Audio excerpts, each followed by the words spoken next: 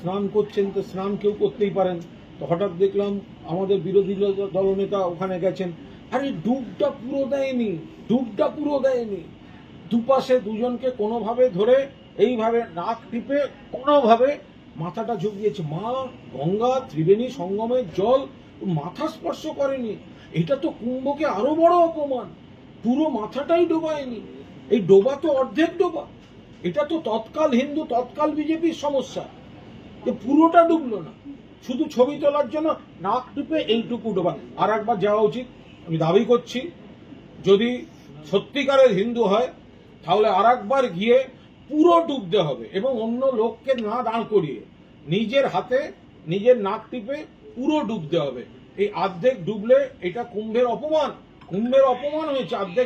অর্ধেক ডুবে এটা হতে পারে না। মাথাটা পুরো দিয়ে ডুবতে হবে, পুরো দিয়ে ডুবতে হবে।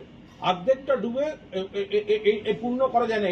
এটা প্রয়াগের আর একটা অপমান হয়ে গেল। বাংলার বিরোধী দলনেতা গিয়ে অর্ধে অসম্পূর্ণ ডুব, এই অসম্পূর্ণ ডুব, এতে মানে এটা কখনো শাস্ত্র মতে আপনি শাস্ত্র দেখবেন যে এখানে কিন্তু ডুব মানে পুরো ডুব। আপনাকে জলস্তর আর মাথাটা তার জলস্তর থেকে এক বিন্দু নিচে থাকবে, এটা শাস্ত্রে বলেছে। তো শাস্ত্র অনুযায়ী ডুব কিন্তু বিরোধী দলনেতা দেননি।